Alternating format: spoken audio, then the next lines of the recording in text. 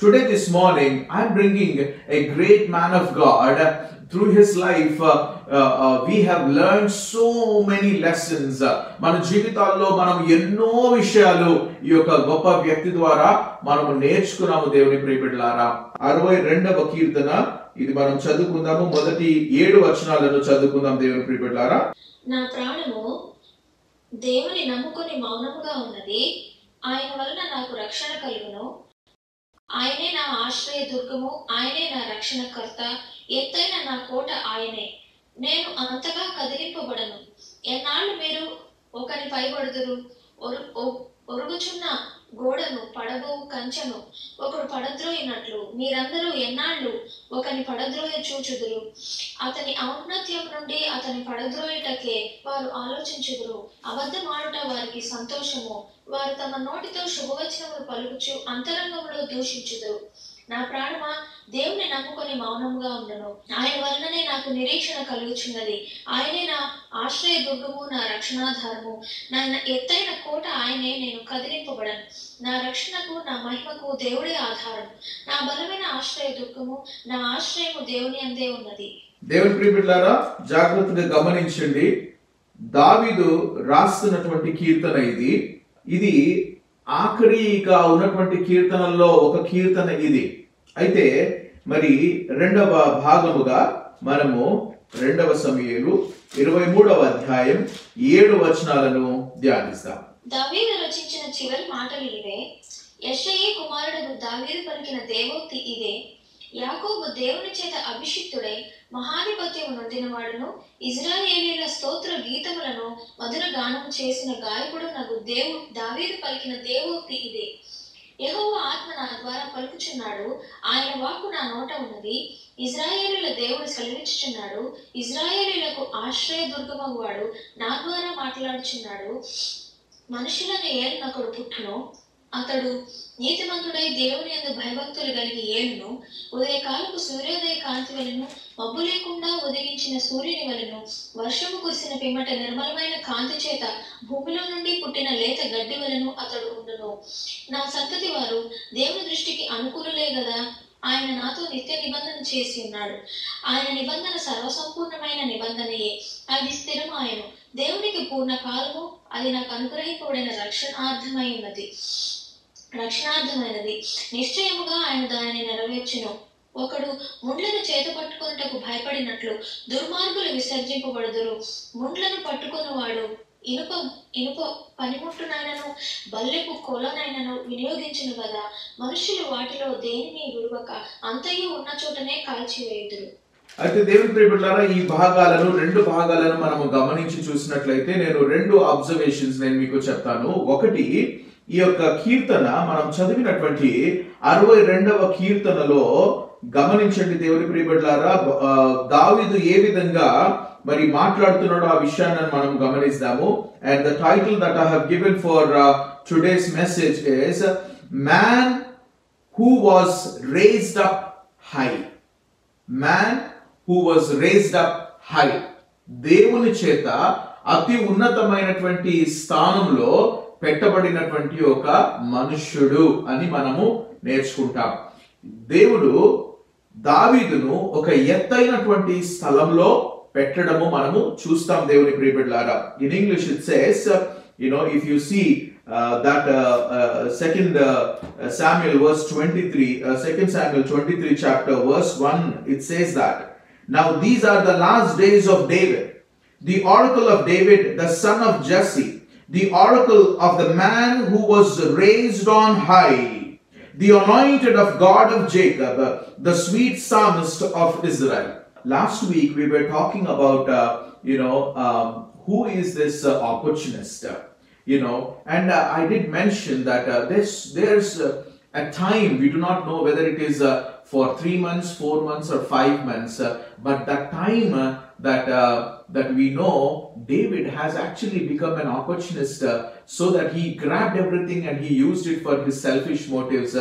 One sin has led to another one, and he was keep on doing it not realizing that he was caught up, not realizing that he is becoming a victim the more he does it. ఒక తప్పు చేసి దాన్ని కప్పుపుచ్చడానికి ఇంకొక తప్పు దాన్ని కప్పుపుచ్చడానికి ఇంకొక తప్పు, అలా తప్పు చేస్తూ చేస్తూ చేస్తూ ఎక్కడికి వెళ్ళిపోతున్నాడు అంటే, ఒకటి కప్పి పెట్టడానికని ఆయన ప్రయత్నించినటువంటి ఆ ప్రయత్నంలో దేవుని ప్రియబిడ్డలారా పూర్తిగా మరి దావీదుకున్నటువంటి ఆ యొక్క వ్యక్తిత్వంలో నుండి బయటికి రావడం మనం చూస్తున్నాం. దేవుని కృప అనేది ఒక బౌండరీ అయితే, when we cross that boundary of grace, that is where the disgrace will begin. In his life, when we show somebody a plain paper, ఒక plain paper లో మనము ఒక డాట్ పెట్టి మనము చూపిస్తే, ఇది what do you see అంటే, people cannot see the white paper, my friend, they will only see the black dot on that white paper. If you show them a painting with some scribbling, that was done wrong, instead of looking at the beautiful painting, people will only look at what mistakes it is. ఎందుకంటే సహజంగా మనకున్నటువంటి ఆ యొక్క విషయం అది ఏంటంటే, we only see the negativity and we see the faults in others.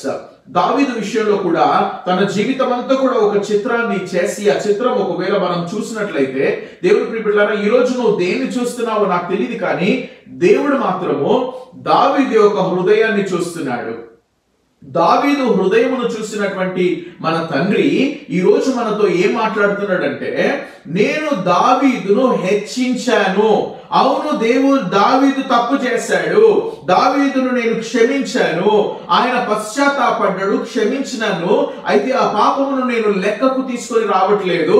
నేను తన జీవితం అంతా పరిశీలన చేసి చూస్తే నాకు ఉరియా భార్య అయినటువంటి బత్షెబాతో ఆయన చేసిన పాపము ఒకటే కనబడుతుంది, కానీ ఇంకా ఏది కూడా నేను ఆయనకు అగేన్స్ట్ గా నేను పెట్టలేకపోతున్నాను అని అంటాడు. ఎందుకని? అదే దావీదుని అడిగితే, దావీదు నువ్వు ఏం తప్పులు చేసినా చెప్పానంటే, దావీదు అంటాడు, ఇదిగో నేను నా యొక్క దేవుని సన్నిధిలో నిలబడ్డప్పుడు నా అతిక్రమములు నా యొక్క తల వెంట్రుకలను మించి ఉన్నాయి అని అంటున్నాడు. ఎవరండి రైట్, ఎవరండి రాంగ్? దేవుడు అంటున్నాడు, నేను దావీదును చూసినప్పుడు నాకు మరి బత్షెబాతో చేసిన పాపమే కనబడుతుంది, ఇంకా ఆయన జీవితం అంతా కూడా నాకు క్లీన్ గానే కనబడుతున్నది అని అంటాడు. మరి దావీదును అడుగుతా ఆయన అంటాడు, నా తల వెంట్రుకలు నా అతిక్రమంలో నా తల వెంట్రుకలను మించి ఉన్నాయి అని అంటున్నాడు. Who is right? Both of them are right. And today this is what God wanted to speak to our congregation. When God looks at your life, he will not hold anything against you, because మన పాపములన్నిటి మీద కూడా ఆయన పరిశుద్ధమైన రక్తము ప్రోక్షింపబడ్డది. కాబట్టి దేవుడు, తండ్రి అయిన దేవుడు మన జీవితాలను చూసినప్పుడు, దేవుని ప్రియబిడ్డలారా గమనించండి, దానికి మనకు దేవునికి మధ్యలో ఉన్నటువంటి ఆ గోడను విరగొట్టడానికి, ఆ పాపాన్ని తొలగించడానికి ఒక నిర్దోషమైనటువంటి గొర్రెపిల్ల రక్తము వధించబడ్డది. సిలువలో ఆ యొక్క గొర్రెపిల్ల వధించబడ్డది. ఆయన కుమారుడైన యేసు నీ గురించి నా గురించి వధింపబడ్డాడు కనుక ఆ నిర్దోషమైనటువంటి రక్తము ఎప్పుడైతే నీ మీద పడుతుందో, అప్పుడు నీ యొక్క సమస్త బలహీనతలను ప్రభువు ఎంచుతలేడని నువ్వు గ్రహించాలి. ఈ రోజు మనం నేర్చుకోవాల్సిన విషయం ఏంటంటే, how can God exalt a man so high. ఇక్కడ దావీదు చెప్తున్నాడు, ఆయన అంటున్నాడు, ఇదిగో దేవుని చేత అభిషక్తుడైన మహాధిపత్యమును నొందినవాడును. దావీదు చెప్తున్నాడు, నేను మహాధిపత్యాన్ని పొందినాడు. ఎందుకనంటే మరి దేవుడే నాకు ఆ స్థానాన్ని ఇచ్చిండు అని చెప్పేసి దావీదు మాట్లాడుతున్నాడు. ఇది చివరి దినాల్లో దావీదు మాట్లాడు. Look at that word. It says, now these are the last words of David. It doesn't mean that David is on the deathbed and talking this one, but these are the last words of David, and these are very important. ఆయన చివరిలో మాట్లాడిన మాటలు చాలా ప్రాముఖ్యమైనటువంటి దేవుని ప్రియబిడ్డలారా. 37వ కీర్తనలో ఆయన అంటాడు, ఇదిగో నేను చిన్నవాడనై ఉన్నప్పటి నుంచి నేను గమనించినాను, ఇప్పుడు నేను ముసలివాడను, అయితే నేను గ్రహించిన విషయం ఏంటంటే, నీతిమంతుడు విడవబడుట గాని వాని పిల్లలు భిక్షమెత్తుట గాని నేను చూచి ఉండలేదు అని దావీదు అంటాడు. నీతిమంతునికి కనికరమైనది అది కొంచెమైనను, భక్తిహీనుల కన్నా ధన సమృద్ధి కన్నా అది శ్రేష్టము అని అంటాడు. ఆయన అంటాడు, నేను పెద్ద పెద్ద భవనాలలో, నేను రాజభవనాల్లో ఉండేదానికంటే నా దేవుని యొక్క సముఖములో ఆ ద్వారపాలకుడి దగ్గర ఉన్నటువంటి ఆ స్థానం నాకు చాలు అని చెప్పేసి అని అంటాడు. అందుకని అంటాడు, దేవుని సన్నిధిలో ఒక గడియ గడుపుట 1000 దినముల కంటే శ్రేష్టము అని చెప్పేసి అని అంటాడు. దావీదును మనము తక్కువ అంచనా వేయకూడదు దేవుని ప్రియబిడ్డలారా. ఎందుకంటే దావీదును హెచ్చించింది మన దేవుడు అయి ఉన్నాడని మనము గ్రహించాలి. He's describing himself, he's saying the oracle of David. Now he is realizing that he has been used by God, and he says the oracle of David, the son of Jesse. The beginning is always a low beginning in the life of David. ఆయన మొదలుపెట్టినటువంటి ఆ స్థాయిని మీరు గమనించినట్లయితే దేవుని ప్రియబిడ్డలారా, sun of Jessie అన్నప్పుడు ఎప్పుడైనా కానీ మనం జ్ఞాపకం పెట్టుకోవాలి ఏంటి అంటే, Jessie was not counted as an esteemed man in his tribe, but then you know what, Jesse, the son of Jesse, is the humbling point of David, my friend. దావీదు విషయంలో అది ఒక తగ్గింపు విషయమై ఉన్నది. It is a beginning point. A son of Jesse is a beginning point. But I want you to read something, and that will shock us when we read this one. Revelation chapter 22 verse 16. నా ప్రభు మాట్లాడుతున్నారు చూడండి. సంఘముల కోసరము ఈ సంగతులను గూర్చి మీకు సాక్ష్యం ఇచ్చుటకు యేసు అను నేను నా దూతను పంపి ఉన్నాను. నేను దావీదు వేరు చిగురును సంతానమును ప్రకాశమానమైన వేకువ చుక్కయునై ఉన్నాను. నేను దావీదు యొక్క చిగురును అని మన ప్రభు అంటా ఉన్నాడు పరలోకంలో. 22వ అధ్యాయంలో మన 16వ వచనంలో చూస్తే మన ప్రభు ఏమంటున్నాడంటే, నేను దావీదు చిగురును అని, దావీదు యొక్క రూట్ ని అని అంటున్నాడు, ఆ వేరును నేను అని అంటా ఉన్నాడు. ఎంత గొప్ప విషయం అండి. చూస్తారా మీరు, దావీదు అంటున్నాడు I am son of Jesse, but Jesus is saying I am the root of David అని అంటా ఉన్నాడు. How great it is. Because of that verse I wanted to confess, I said, you know what, yes, there was a time where David became an opportunist and he used everything. But you know what? When I went back and I prayed, and the Lord said, I wanted to reveal about my son. I wanted to reveal about my servant David. And the Lord started revealing the nature of his servant David. The more I read about him, ఆయన హృదయమును నేను గ్రహిస్తా ఉన్నాను. నేను ఒక incident చూసినప్పుడు ఆ incident లో దావీదు చేస్తున్నటువంటిది ఒకవేళ నువ్వు చూడగలుగుతున్నావేమో, కానీ అది ఎందుకు చేస్తున్నాడు, ఆ క్రియ వెనుక ఆయన హృదయములో ఉద్భవించినటువంటి ఆ యొక్క ఆలోచన గాని, ఆ యొక్క మార్పు గాని, ఆ క్రియ రాకముందు దేవుడి ప్రియబిడ్డలారా, అది ప్రాసెస్ ఏంటిది అంటే, your mind will be able to capture these thoughts, and then you will contemplate what to do, what not to do, and then you make a decision, and then after you make a decision in your heart, నీ హృదయంలో దాని గురించి ఒక నిర్ణయం చేసిన తర్వాత క్రియ రూపంలో అది బయటికి వెళ్తుంది. ఒకరిని దూషించాలంటే ముందే వాడు హృదయంలో దూషించాలి. ముందే వాడు హృదయంలో దూషించిన తర్వాతనే దూషణ మాటలు బయటకు వస్తా ఉన్నాయి. ఒకరిని హేళన చేయాలంటే ఆ హేళనకు ముందే హృదయంలో వాడు ఆల్రెడీ హేళన చేసేసింది కనుక ఆ హేళన వస్తుంది. గుణగణము, అది ముందే వాడు హృదయంలో గురిగుండి కనుక ఆ గుణగణం అనేది బయటికి వెళ్తుంది. దావీదు ఒక క్రియను చేసేటానికి ఒక పరిస్థితిలో ఆయన ఏ విధంగా మసులుకున్నాడు, ఏ విధంగా తను ముందుకు వెళ్ళాడు అనే విషయమును మనం గమనిస్తే, you might only look at the event, what happened, but then what prompted him to do is his heart. And God was watching the heart of David. The Lord was watching not the performance of David. Performance is the second part of it. Yes, it is important. The performance, how best you are performing your life is important. But for God, more than the performance, what is important is what is causing that heart to do that. అది important. అది ఏది నీ హృదయాన్ని ఏది ప్రేరేపిస్తుంది, ఆ ప్రేరేపణ మన తండ్రికి చాలా ప్రాముఖ్యం. అందుకని అని అంటాడు హృదయానుసారి. ఎందుకంటే నేను ఏదైతే అనుకుంటాడు, ఇప్పుడు దావీదు దీన్ని బట్టి పశ్చాత్తాపడతాడు, నన్ను సారీ అడుగుతాడు అడుగుతాడు అని అనుకుంటా ఉంటే దావీదు దేవుని వైపు తిరిగి దేవా నన్ను క్షమించమని అంటాడు.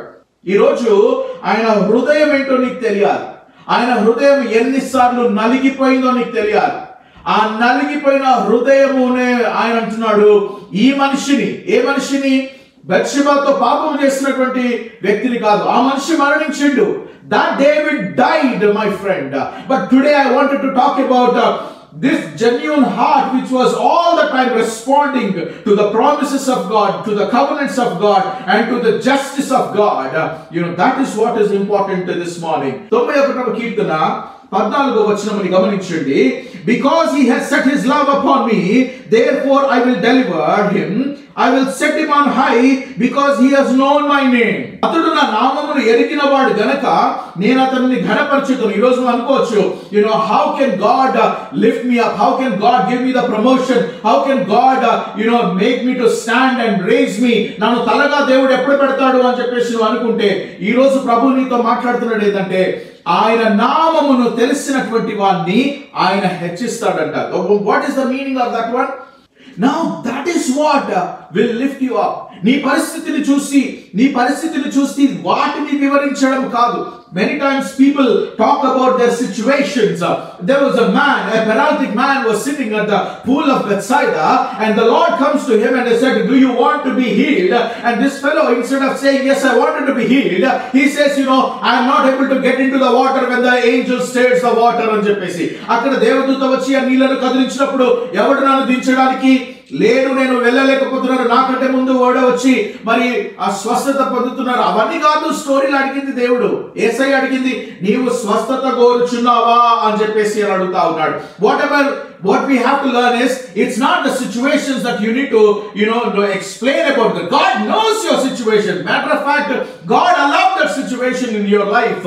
దేవుడు ఒక అనుభవాన్ని నీకు పంపించడంలో ఒక కారణం ఉన్నది. ఆ కారణం ఏంటిదనంటే, నీవు దేవుని తెలుసుకోవడానికి. ఒక కష్టం వచ్చినప్పుడు, ఒక బాధ కలిగినప్పుడు, ఒక కన్నీరు వచ్చినప్పుడు, ఒక విషయంలో నీకు అర్థం కాని విషయం ఉన్నప్పుడు ఆయన వైపు తిరగడానికి. అందుకనే దావీదు చెప్తాడు చూడండి, verses 1 to 4. ఈ మాటను గమనించండి. ఎవరో తెలుసా? The one who wrote the psalm is not David, my friend. Look at ఇజ్రాయిలుడైన Ethan రచించినటువంటి కీర్తన ఇది. ఈయన దావీదు గురించి మాట్లాడుతూ దావీదు గురించి చెప్తున్నాడు ఏంటంటే, కృప నిత్యము స్థాపింపబడుననియు ఆకాశమందే నీ విశ్వసత్యను స్థిరపరిచి, ఆయన అంటున్నాడు, నేను ఏర్పరచుకున్న వారిలో నిబంధన చేసి ఉన్నాను, నిత్యము నీ సంతానమును స్థిరపరచెదను, తరతరములకు నీ సింహాసనమును స్థాపించెదనని నా సేవకుడైన దావీదుతో ప్రమాణము చేసి ఉన్నావు. వర్స్ 20. నా సేవకుడైన దావీదును నేను కనుగొని ఉన్నాను. నా పరిశుద్ధ తైలముతో అతనిని అభిషేకించి ఉన్నాను. నేను ఎవరినైనా కనుగొంటే, the word, look at that very very carefully. దేవుడు చేసేటటువంటి కార్యం ఏంటిదనంటే, పరిశుద్ధమైన తైలముతో అతనిని అభిషేకించి ఉన్నాను. చదువమ్మా. నా చెయ్యి ఎడతెగక అతనికి తోడయుండును. నా బాహుబలము అతనిని బలపరచును. ఏ శత్రువు కూడా లేడు అతని మీద జయము. వెదర్ ఇట్ ఈస్ అదోనిజాన్ గానీ, లేకపోతే వెదర్ ఇట్ ఈస్ అబ్షాలోమ్ గానీ, వెదర్ ఇట్ ఈస్ ఇంకా ఎవరైనా సరే ఆయన మీద విజయాన్ని పొందలేరు. దోషకారులు అతని బాధపరచరు. అతని ఎదుట నిలవకుండా అతని విరోధులను నేను పడగొట్టుదును. అతని మీద పగపట్టు వారిని మొత్తెదను. నా విశ్వాస్యతయు నా కృపయు అతనికి తోడయుండును. నా నామమును బట్టి అతని కొమ్ము హెచ్చింపబడును. నేను సముద్రము మీద అతని చేతిని, నదుల మీద అతని కుడి చేతిని ఉంచెదను. నీవు నా తండ్రివి, నా దేవుడవు, నా రక్షణ దుర్గము అని అతడు నాకు మొరపెట్టును. కావున నేను అతని నా జ్యేష్ఠ కుమారునిగా చేయుదును, భూరాజులలో అత్యున్నతునిగా ఉంచెదను. నా కృప నిత్యము అతనికి తోడుగా ఉండజేసేదను. నా నిబంధన అతనితో స్థిరముగా నుండును. చూసారా మీరు ఆ మాటలు చూడండి జాగ్రత్తగా. నా కృప నిత్యము అతనికి తోడుగా ఉండజేసేదను, నా నిబంధన అతనితో స్థిరముగా నుండును. శాశ్వత కాలం వరకు అతని సంతానమును, ఆకాశం ఉన్నంత వరకు అతని సింహాసనమును నేను నిలిపెదను. చూసారా ఈ మాట? శాశ్వత కాలము వరకు అతని సంతానమును, ఆకాశం ఉన్నంత వరకు అతని సింహాసనమును నేను నిలిపెదను. ఇది తన కుమారుడైన యేసు ప్రభు గురించి మాట్లాడుతున్నటువంటి మాట. ఎందుకంటే దావీదు సింహాసనం ఇప్పుడు లేదు, కానీ దావీదు సింహాసనము పడిపోయిన దావీదు సింహాసనాన్ని ఆయన లేవనెత్తిండు. యేసయ్య ఈ లోకంలోనికి వచ్చిందే దావీదు కుమారుడు అని అనబడ్డాడు. ఎందుకంటే ఆయన దావీదు వంశములో వస్తున్నాడు కనుక ఆయన దావీదు కుమారుడు అనబడ్డాడని మనం జ్ఞాపకం చేసుకోవాలి.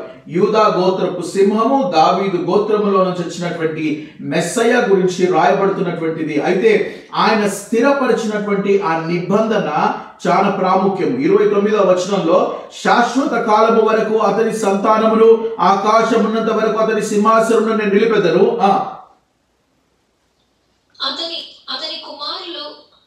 అతని కుమారులు నా ధర్మశాస్త్రం విడిచి నా న్యాయ విధులను ఆచరింపని ఎడల, వారు నా కట్టడలను అపవిత్రపరిచి నా ఆజ్ఞలను గైకొనని ఎడల, నేను వారి తిరుగుబాటునకు దండముతోనూ వారి దోషమునకు దెబ్బలతోనూ వారిని శిక్షించదను. కానీ నా కృపను అతనికి బొత్తిగా ఎడమ చేయను. అబద్ధికుడునై నా విశ్వాస్యతను విడువను. నా నిబంధనను నేను రద్దుపరచను. నా పెదవుల గుండా బయలువెళ్ళిన మాటను మార్చను. అతని సంతానము శాశ్వతముగా ఉండుననియు, అతని సింహాసనము సూర్యుడు ఉన్నంత కాలము నా సన్నిధిని ఉండుననియు, చంద్రుడు ఉన్నంత కాలము అది నిలుచుననియు, వెంట నుండి సాక్షి నమ్మకముగా ఉన్నట్లు అది స్థిరపరచబడిననియు, నా పరిశుద్ధాత్మ తోడని నేను ప్రమాణం చేసి తిని దావీదుతో నేను అబద్ధమాడను. Praise be to the name of the Lord. దావీదుతో నేను అబద్ధం ఆడను. I will not lie to David, my servant, the Lord says. I will not lie to David. This is my servant and I will establish him. భూమి ఉన్నంత వరకు, సూర్యుడు ఉన్నంత వరకు, చంద్రుడు ఉన్నంత వరకు అంటే దాని అర్థం ఏంటిదంటే అంతము లేని రాజ్యం. అదే నెబుకద్నెజర్కి కలలో దేవుడు ఇచ్చినటువంటి ఆ యొక్క ప్రతిమను గురించి మాట్లాడుతున్నది. శాశ్వత కాలము ఉండబోయే రాజ్యము దావీదుతో ఏర్పాటు చేసినటువంటి నిబంధన అది. దేవుని ప్రియబిడ్డలారా, దేవుడు ఒక సేవకుని ఎంత నమ్మితే మరి ఆయనతో, ఆయన సంతానముతో దేవుడు యొక్క నిబంధన చేస్తున్నాడు అనేది నువ్వు గ్రహించాలి. You have to understand, we are here not to look at only the fault of David. Today we have to understand the heart of David. That's very important. There are certain things that I wanted to bring to your notice. See what Isaiah is also saying after so many years. Isaiah is saying something. యెషయా గ్రంథము 55వ అధ్యాయము 3-4 వచనాలకు చదువుకుందాం. 55వ అధ్యాయము 3-4 వచనాలు. చెవియొగ్గి నా యొద్దకు రండి, మీరు వినిన ఎడల మీరు బ్రతుకుదురు. నేను మీతో నిత్య నిబంధన చేసేదను. దావీదు నాకు చూపిన శాశ్వత కృపను మీకు చూపుదును. దావీదుకు చూపిన శాశ్వత కృప. దావీదుకి ఏం చూపించినట్ట దేవుడు? శాశ్వత కృప. ఎందుకు? ఆ కృపకు ఆయన ఎప్పుడు కూడా వెయిట్ చేస్తున్నాడు గనక కృప పొందినటువంటి వాడు అన్నమాట దావీదు. శాశ్వతమైన కృపను చూపిస్తూ ఇదిగో జనములకు సాక్షిగా అతన్ని నియమించితిని, జనములకు రాజుగాను అధిపతిగాను అతన్ని నియమించితిని. నీవెరుగని జనులను చాలు. రోమీయులకు రాసిన పత్రిక 1వ అధ్యాయం 3వ వచనం. Romans chapter 1 verse 3. Look at how the Lord himself is describing how God has been using David and his lineage అనేది మనం చూడాలి. Romans chapter 1 verse 3, Paul is speaking about David. యేసుక్రీస్తు దాసులలో అపోస్తలుడుగా ఉండుటకు పిలువబడిన వాడును, దేవుని సువార్త నిమిత్తం ప్రత్యేకింపబడిన వాడునైన పౌలు రోమాలో ఉన్న దేవుని ప్రియులందరికీ అనగా పరిశుద్ధులుగా ఉంటకు పిలువబడిన వారికి అందరికీ శుభ్రం చెప్పురాయినది. మన తండ్రి అయిన దేవుని నుండి, ప్రభు అయిన యేసుక్రీస్తు నుండి కృపా సమాధానం మీకు కలుగును గాక. దేవుడు తన కుమారులను మన ప్రభువునైన యేసుక్రీస్తు విషయమై ఆ సువార్తను పరిశుద్ధ లేఖనముల యందు తన ప్రవక్తల ద్వారా ముందుగా వాగ్దానం చేసెను. చాలా అక్కడ రాయబడిన విషయాన్ని గమనించండి దేవుని ప్రియబిడ్డలారా. Concerning his son who was descended from David according to the flesh అని చెప్పేసి రాయబడ్డది. దావీదు యొక్క వంశము నుండి వచ్చినటువంటి యేసయ్య అని మనం గ్రహించాలి. అయితే let us go further. That's the reason, if you see in Matthew chapter 22 verse 41 నుంచి చూస్తే అక్కడ ఉన్నటువంటి పరిసయ్యులతో ప్రభు మాట్లాడుతూ ఒక మాట చెప్పాడు. అందుకనే దావీదు కుమారుడే కానీ దావీదు తన కుమారుడిని ఏ విధంగా సంబోధిస్తున్నాడు అనేది కూడా మనకు చాలా ప్రాముఖ్యమే. See, Jesus was known as a son of David. But then what is the meaning of son of David? How David is confessing about Jesus? This is what the question that Jesus asked the Pharisees here. ఒకప్పుడు పరిసయ్యులు కూడి ఉండగా యేసు వారిని చూచి క్రీస్తును గూర్చి మీకేమి తోచుచున్నది, ఆయన ఎవని కుమారుడని అడిగాను. వారు ఆయన దావీదు కుమారుడని చెప్పారు. అందుకు ఆయన, అలాగైతే నేను నీ శత్రువులను నీ పాదముల క్రింద ఉంచు వరకు నీవు నా కుడి పార్శ్వమున కూర్చుండుమని ప్రభువు నా ప్రభువుతో చెప్పెను అని దావీదు ఆయనను ప్రభు అని ఆత్మ వలన ఏల చెప్పుచున్నాడు. చాలా ఇది మనకి ఎక్కడ ఉంటుందంటే 110వ కీర్తన మొదటి వచనంలో దావీదు యొక్క కీర్తన. అది దావీదు అంటే it is a very familiar thing for all the people of Israel అన్నమాట. So that is very very important. Let's read కీర్తన 110వ కీర్తన మొదటి వచనాన్ని. 110వ కీర్తన. ప్రభువు నా ప్రభువుతో సెలవిచ్చిన వాక్కు. చూడండి ఆ మాట, ప్రభువు నా ప్రభువుతో సెలవిచ్చినటువంటి మాట. దేవుడు, అందుకని ఇంగ్లీష్ ట్రాన్స్లేషన్స్ లో మీరు చూసినట్లయితే దేవుని ప్రియబిడ్డలారా, you will see one Lord as L-O, the capital, and the other one is a smaller one. There are two words that are used there. One is Yehovah, Yahweh, and the other one is Adonai, the Lord. See, David knew that, in the prophecy, he is able to understand that Jesus, the Messiah, is going to come from his tribe. But when David looks at Jesus, he says, my God who is in heaven, he is saying to my Lord. That is a word.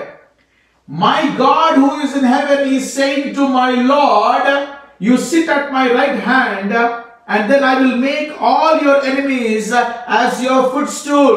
That is what the promise of God is. God is saying about his son Jesus, and David is confessing that this Jesus, the Messiah who is going to be born, even though he is from my descendant, I am telling that he is my Lord. He is my Lord. My God in heaven is saying about my Lord. That is what the meaning. Andukane valaki ardham gaaka vallu antaru, we don't know what you are talking. Why? Because they have to confess. All the people know that Jesus is the son of David. Now David is saying that this of my descendant as my Lord. Now David ki ento mandi descendants unnarandi. Ento mandi descendants unnar. And if you see the history, and today we are going to take a small route here to understand the heart. And what I'm saying is, look at that incidents and look at the heart that was going through difficult times in David. David was a very talented musician. He was a strong writer. He was a songwriter. He was a warrior. All of the beautiful things are there. Now he says something in Psalm 41 verse 9. Look at that one. Psalm 41 verse 9. Kirtanalu 41వ కీర్తన 9వ వచనం. Even my best friend, the one I trusted completely, the one who shared my food, has turned against me. ఇది దావీదు మాట్లాడినట్టు మనం చూస్తా ఉన్నాము. ఆయనతో తిన్నటువంటి వాళ్ళు ఎంతో మంది ఆయనతో తిన్నారు. So look at that the verse very carefully. The best friend, my friend, it's not Jonathan, my friend, but he is talking about somebody else. Verse 21 చదువునా? Verse 21, 19:21. అంతటా సెరూయా కుమారుడు అభిషేక్, యెహోవా అభిషేకించిన వారిని శపించిన ఈ షీమి మరణమునకు పాత్రుడు కాడా అని అనగా. ఎందుకంటే ఏం చెప్పింది చూడండి, ఏం చెప్తున్నాడు చూడండి. షెమా ఏం మాట్లాడుతున్నాడు చూడండి. verse 18 నుంచి చదువునా? verse 18 నుంచి. రాజు ఎదుట నది దాటిరి, రాజు ఇంటి వారిని అవతలకు దాటించుటకును రాజు దృష్టికి అనుకూలమైన దాన్ని చేయుటకును రేవు పడవను యువతలకు తెచ్చి ఉండిరి. అంతటా గెరా కుమారుడు షిమి వచ్చి రాజు యోర్దాను నది దాటిపోగానే అతనికి సాష్టాంగపడి, నా ఏలినవాడా, నేను చేసిన ద్రోహము నా మీద మోపకుము. నా ఏలినవాడవును రాజువునకు నీవు యెరూషలేమును విడిచిన వేళ నేను నీ దాసుడునకు నేను మూర్ఖించి చేసిన దోషమును జ్ఞాపకం ఉంచకుము, మనస్సునందు ఉంచుకొనకుము. నేను పాపము చేసిదనని నాకు తెలిసినది కనుక యోసేపు వారందరితో కూడా నా ఏలిన వాడవును రాజును నాకు నిన్ను ఎదుర్కొనుటకై నేను ముందుగా వచ్చి ఉన్నానని. ఇప్పుడు 16వ అధ్యాయం చూడండి ఏం మాట్లాడిండు షిమ్మాయి అనేది మనకు తెలుస్తుంది. 16వ అధ్యాయం 7వ వచనం నుంచి చూడండి.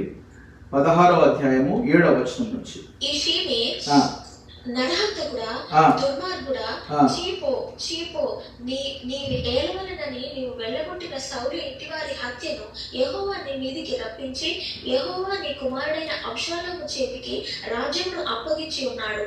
నీవు నరహంతకుడవు కనుకనే నీ మోసములో నీవు చిక్కుబడి ఉన్నావని చెప్పి రాజును శపించగా,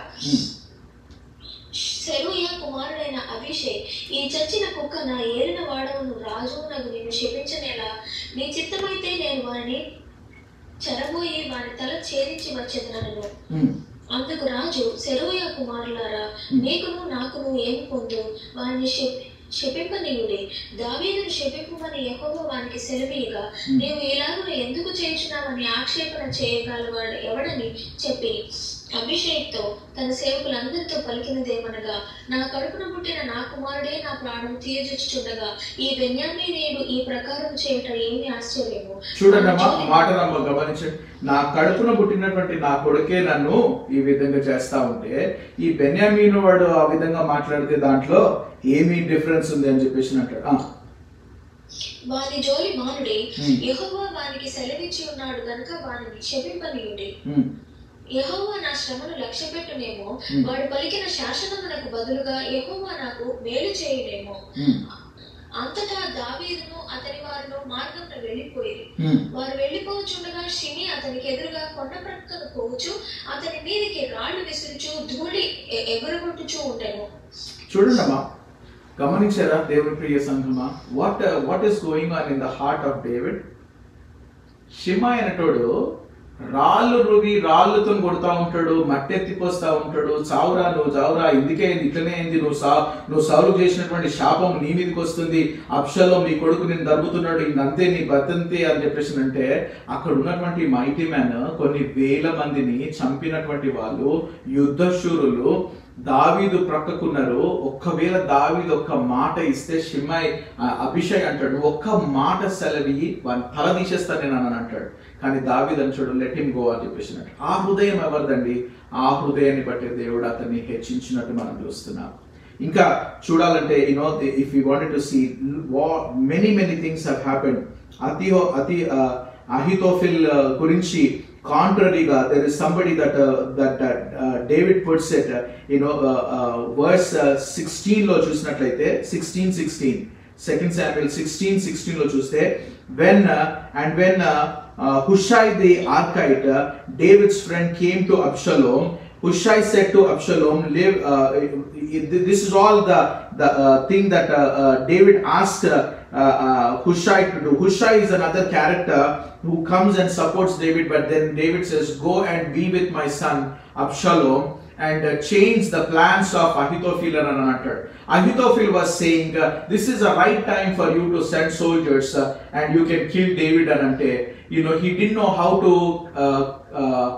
defend David at the time, but Hushai said, it is not the right time. You don't know about David, you don't know about the mighty men. Basically, mighty men were so tired at that time. That was the right time. If Absalom sends so much army, to destroy or to kill, to harm David. But then, this man, his friend, David's friend, Hushai, he has given an advice. No, don't do that. You need to win the favor of all the tribes of Israel. And then when you have all the army, then we are going to fight at Jebesan and Antar. The reason is to buy so much time that David can revive and David can get strength in that wilderness. Absalom goes and Absalom will be killed. ఆయన వెంట్రుకలు పైన చుట్టుకొని ఆయన వేలాడుతూ ఉంటాడు, ఆకాశానికి భూమికి మధ్యలో వేలాడుతూ ఉంటాడు. Of course, David says to the three the commanders, David says, please, ఇట్టైతో చెప్తాడు, తర్వాత అభిషేక్తో చెప్తాడు, తర్వాత యోవాబ్తో చెప్తాడు, అయ్యా అబ్షాలోం జాగ్రత్త చూడండి. అబ్షాలోం ఏమనకంటే ఒక సైనికుడు చెప్తాడు, అబ్షాలోం అక్కడ తిక్కుబడి అది అక్కడ ఉన్నాడు, చిక్కుబడి అక్కడ ఉన్నాడు, వేలాడుతున్నాడు అనేసి అంటే యోయాబ్ వచ్చి ఆయన ఆయనకు 3 స్పియర్స్ తీసుకొచ్చి ఆయన యొక్క హృదయంలో గుచ్చుతాడండి. అప్పుడు గుచ్చినప్పుడు కూడా చనిపోకపోతే అక్కడ ఉన్నటువంటి 10 మంది, ఆయనతో పాటు ఉన్నటువంటి యోవాబుతో ఉన్నటువంటి 10 మంది కూడా మరి ఆయనను చంపినట్టు మనం చూస్తాం. అక్కడ 10 మందిని దేవుడు ఎందుకు పెడతాడో తెలుసా దేవుని ప్రియబిడ్డలారా? When you have time please go back and read how Ahithophel has given an advice for Absalom. Absalom ఏం చేస్తాడంటే 10 మంది ఉపపత్నులు ఉంటారు దావీదుకి, వాళ్ళని యెరూషలేములో పెడతాడు, ప్యాలెస్ లో పెట్టిపోతే ఆ 10 మందిని మరి ఓపెన్ గా చెరుపుతాడండి అబ్షాలోము. అందుకనే అబ్షాలోమ్ అంటే దేవుడికి ఇష్టం లేదు. అది తండ్రి యొక్క ఉపపత్నులను ఆయన చెరుపుతాడు గనక God did not like Absalom at all. That is the reason Absalom could not become the king after David, my friend. So the heart is important. మన హృదయంలో ఏదన్నా ఉండొచ్చు, అయితే దాన్ని మార్చుకునే వ్యక్తిత్వం మనకు ఉంటే చాలు. ఆ మారిన హృదయాన్ని చూసి నీ దేవుడు సంతోషపడాలి. అప్పుడే అందరికంటే కూడా దేవుడు నిన్ను ఎత్తైనటువంటి స్థలంలో ఆయన పెడతాడని చెప్పేసి దేవుడి వాక్యం ఉంది. If you read the last thing that we are going to do, and we are going to close it, look at the 23rd chapter. Now David is saying something here. He says, the Spirit of the Lord speaks by me. Verse 2 నుంచి చూస్తే, verse 2 నుంచి 23rd chapter and verse 2 నుంచి చూస్తే అక్కడ ఏమనుందంటే, the Spirit of the Lord speaks by me. His word is on my mouth, on my tongue. The God of Israel has spoken. The rock of Israel has said to me, when one rules justly over men, ruling in the fear of God, his dawn on them like the morning light, like the sun shineth forth on the cloudless morning, like rain that makes grass to sprout from the earth. నిజంగా మీకు time ఉన్నప్పుడు ఇది చదువుకోండి. అన్ని జరిగిన తర్వాత అంతగనము అంటే తన సొంత కొడుకు ఉపపత్నులతో ఈ విధంగా చేసిన తర్వాత అబ్షాలోము తరిమి ఒక కుక్కను తరిగినట్టు దావీదు మహారాజును తరుముతా ఉంటే అరణ్యంలోనికి పోయి గృహలలో ఉండి అన్ని చేస్తా ఉంటాడు. దేవుని ప్రియబిడ్డలారా, ఇంతగనము గోత్రు అయినటువంటి వ్యక్తి జరిగినటువంటి అన్ని కూడా చూసి, దేవా నువ్వు న్యాయవంతుడవే, నువ్వు నాకు చేసినావు చూడు, నువ్వు నన్ను కష్టపెట్టినావు చూడు, లేకపోతే నువ్వు నాకు శ్రమనిచ్చినావు చూడు, నా కుటుంబంలో బట్టి వాటన్నిటిని చూస్తే నువ్వు న్యాయవంతుడవే అని చెప్పేసి దావీదు అంటాడు. మనం ఒక చిన్న సమస్య వస్తే, నిజానికి దేవుడు ఒక పరిస్థితిలో మనం పెడితే దేవుని నమ్మేస్తాం. ఇష్టం వచ్చినట్టు మాట్లాడతారు. అసలు దేవుడు ఉన్నాడా అండి? దేవుడు ఉంటే ఇది నాకు ఆర్ఎఫ్ ఎందుకు పడుతుందండి? దేవుడు ఉంటే నాకు ఈ ఉద్యోగం ఎందుకు పోతుందండి? దేవుడు ఉంటే ఇంకా ఇంతవరకు నాకు మ్యారేజ్ ఎందుకు కాదండి? దేవుడు ఉంటే ఇది ఎందుకు జరగదండి? దేవుడు ఉంటే గ్రీన్ కార్డ్ ఎందుకు రాదండి? దేవుడు ఉంటే ఆ దేవుడే నేను అడుగుతున్నాను. నేను ఈ హృదయాన్ని చూస్తున్నాను, నీలో మార్పు లేదురా బాబు. There is no change in your heart. God wanted to lift you and me, but he need to see the transformed heart as the heart of David, that he can do a mighty work. Here David is saying, అందుకని నేను అన్నాను తర్వాత last లో మనం ఈ యొక్క సామ్కి వస్తామని చెప్పేసి అన్నాను. Now look at Psalm 62 in verse 2. David ఏమంటాడో చూడు. Psalm 62 verse 2 లో ఏమనుందంటే, ఆయనే నా ఆశ్రయ దుర్గము, ఆయనే నా రక్షణకర్త, ఎత్తైన నా కోట ఆయనే, నేను అంతగా కదల్చబడను. లుక్ ఎట్ దట్ వర్డ్, అంతగా కదల్చబడనటువంటి వాడు అన్నట్టు. అంటే కదల్చబడుతున్నాడే కదా, అంతగా కదల్చబడను అన్నటువంటి ఆ యొక్క కన్ఫెషన్ చూడండి. దాని తర్వాత ఒక వర్డ్ ఉంటుంది మధ్యలో, నేను ఇంతకుముందే చెప్పినాను. It's a term that is used in the poetical language. Selah ane oka word untadi. If you see verse 4 ending lo, you see that word Selah. That means you have to pause there and then read from verse 5. Now look at the verse 5 నుంచి చూడండి. అక్కడ దావీదు మళ్ళీ మాట్లాడతాడు. ఏమంటాడో తెలుసు, నా ప్రాణమా దేవుని నమ్ముకొని మౌనముగా నుండుము, ఆయన వలననే నీకు నిరీక్షణ కలుగుచున్నది. ఆయననే నా ఆశ్రయ దుర్గము, నా రక్షణాధారము, నా ఎత్తైన కోట ఆయనే, నేను కదల్చబడను, నేను అంతగా కదల్చబడను. రెండవ వచనానికి 5వ వచనానికి డిఫరెన్స్ చూడండి. 2వ వచనంలో నేను అంతగా కదల్చబడను అన్నటువంటి దావీదు 5వ వచనానికి వచ్చినప్పుడు ఏమంటున్నాడో తెలుసా, నేను కదల్చబడను. I will not be greatly moved అని ఉంటది in translation, in some of the English translations కనబడుతుంది. I will not be greatly moved. But when you come to the 5th verse, he says, I will not be moved. I will not be shaken. In verse 6 untadi, in some of the translations you will see, I shall not be shaken. నువ్వు షేక్ కాకుండా, అంటే ఎంతమంది నిన్ను తోస్తున్నా సరే నువ్వు షేక్ కాకుండా ఉండాలి అంటే నీ హృదయము నిబ్బరమైన మనస్సుతో ఉండాలి అంటే నీ హృదయము ఎవరిని ఆశ్రయించాలంటే నీ తండ్రిని, పరలోకమందున నీ తండ్రిని ఆశ్రయించాలి. When your heart is strong, my friend, I'm telling you, you become immovable. You will not be moved. You are not going to be shaken. ఈ పరిస్థితులు కాదు, ఇటువంటి ఏ పరిస్థితులు వచ్చినా నిన్ను షేక్ చేయరు. కానీ ఆ స్థిరత్వంలో నువ్వు ఉండాలి అని అంటే నిన్ను స్థిరపరిచేవాడు నీ హృదయాన్ని చూసి నిన్ను స్థిరపరచగలగాలి. I'm sure I'm able to communicate what God has in the heart. What is it? The Lord says, నిన్ను కదల్చకుండా నేను చేస్తాను. నువ్వు కూడా చెప్పగలుగుతావు, I will not be shaken. I will not be shaken. I was once, అక్కడ ఏమనుందంటే I was shaken little bit. Now the shakiness will go and you will become strong. ఆ shakiness పోయి ఆ firmness కి నువ్వు రావాలంటే దీని మధ్యలో ఒక క్రియ జరగాలి. Something should happen between the shaky thing and immovable thing. What is that? That is a transformation of a heart. A transformation of a heart need to be important.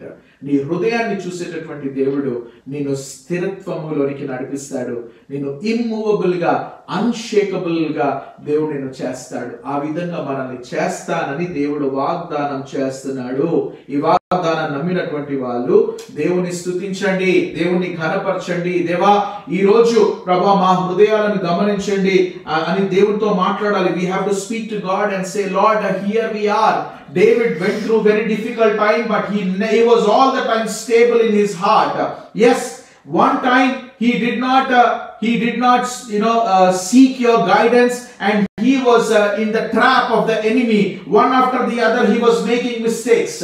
To cover up one mistake, he made another mistake. But the moment he was restored by the prophet Nathan, his heart was always strong, my friend. And now he did not, sin against God, my friend.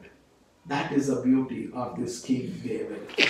Today, this afternoon, we are taking the communion, and we all need to understand that our God is not looking at the outward appearance. Absalom had a beautiful structure and a good physique. పైన రూపము అబ్షాలోంలో లోపము లేదండి, కానీ లోపల హృదయం మాత్రము భయంకరమైనటువంటి వ్యాధి కలది అని మనం గ్రహించాలి. 17వ అధ్యాయము ఇర్మియా గ్రంథం 17వ అధ్యాయము 7-8 వచనాల్లో రాయబడి ఉన్నది. దేవుని ప్రియబిడ్డలారా, హృదయము ఘోరమైనటువంటి వ్యాధి కలది. దాన్ని గ్రహింపే శక్తి ఎవరికి ఉన్నది? దేవుని యొక్క హృదయము దేవుని యొక్క ఆత్మకు మాత్రమే ఉంది. ఆత్మ పరిశీలన చేసి ప్రభు గమనిస్తాడు. ఇదంతా జరిగిపోయిన తర్వాత when we come out of this situation, if God wanted to work in your life, if God wanted to exalt you, if God wanted to lift you up, what is important is this shakiness have to go in your heart. This shakiness have to go in your faith, and you have to become immovable, strong and firm. The heart need to be transformed. The God who said, David is a man of my own heart. Na hrudayanusari annattu ninnu nanu anagalugutada? Nenu cheptunanu kada, anagaladandi. God can say, man of my own heart, daughter of my own heart. God can say that. You know why? Because David ki lenatvanti mahabhagyamu manakundi. ఏదో తెలుసా? మన ప్రభు అయిన యేసు క్రీస్తు. ఆయన మన గురించి, మన క్రయధనం గురించి, మన పాపముల గురించి మరణించి తన పరిశుద్ధమైన రక్తాన్ని కార్చినటువంటి వాడు. అందుకనే దావీదు గురించి మాట్లాడినప్పుడు అంటున్నాడు, నేను దావీదు చిగురు అని చెప్పేసి ప్రకటన గ్రంథంలో అంటాడు.